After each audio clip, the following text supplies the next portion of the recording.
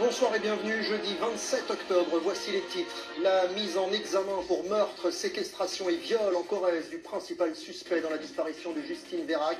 Devant les enquêteurs, il a reconnu avoir tué la jeune femme et tenté de faire disparaître son corps. Il a été incarcéré ce soir. Des fromages de chèvre AOP fabriqués dans des conditions épouvantables. Nouveau scandale de maltraitance animale dénoncé par l'association L214. L'entreprise mise en cause fournit pourtant de nombreuses tables étoilées.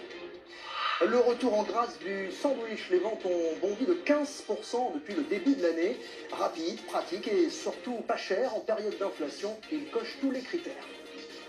Une usine délocalisée dans l'espace, c'est le projet un peu fou d'un entrepreneur français persuadé de pouvoir fabriquer des matériaux rares grâce à l'absence de gravité. L'an dernier déjà, il avait envoyé des vignes en orbite. Et puis la seule exposition où les enfants peuvent toucher à tout, Kid Expo, le grand salon du jeu est de retour à Paris. Dernière ligne droite avant Noël pour tester les jouets à la main. Après 48 heures de garde à vue, l'ouvrier agricole de 21 ans, principal suspect dans la disparition de Justine Vérac, a donc fini par reconnaître l'avoir tuée puis tenter de faire disparaître son corps. La dépouille de la jeune femme a été retrouvée cet après-midi par les enquêteurs.